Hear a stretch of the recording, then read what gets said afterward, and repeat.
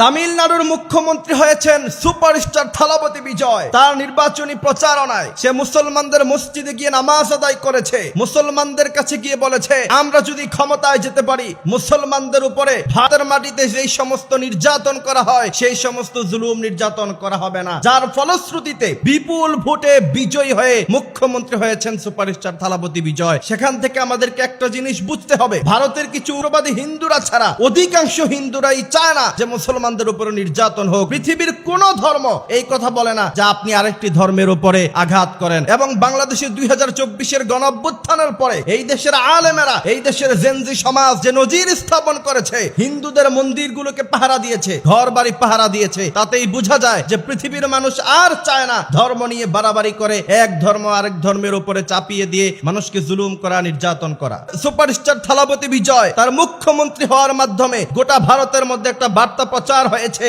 সে মুসলমানদের উপর নির্যাতন করবে না, সাম্প্রদায়িকতা বজায় রাখবে। এই কথা বলার পরে তার স্টেটের তামিলনাড়ুর সমস্ত হিন্দুরা তাকে ভোট দিয়েছে। তার মানে ভারতের হিন্দুরা চায় না যে মুসলমানদের উপর নির্যাতন হোক। সেই জায়গা থেকে বাংলাদেশের নেতা নেত্রীদেরকে শিক্ষা গ্রহণ করতে হবে, যেখানে ভারতে মুসলমানদের উপর নির্যাতন হবে না এই কথা বলার কারণে সে মন্ত্রী হয়। আর বাংলাদেশের মধ্যে 90% মুসলমানের দেশে মুসলমানদের সাথে বেইমানি করে বেশি দিন ক্ষমতায় থাকা যাবে না।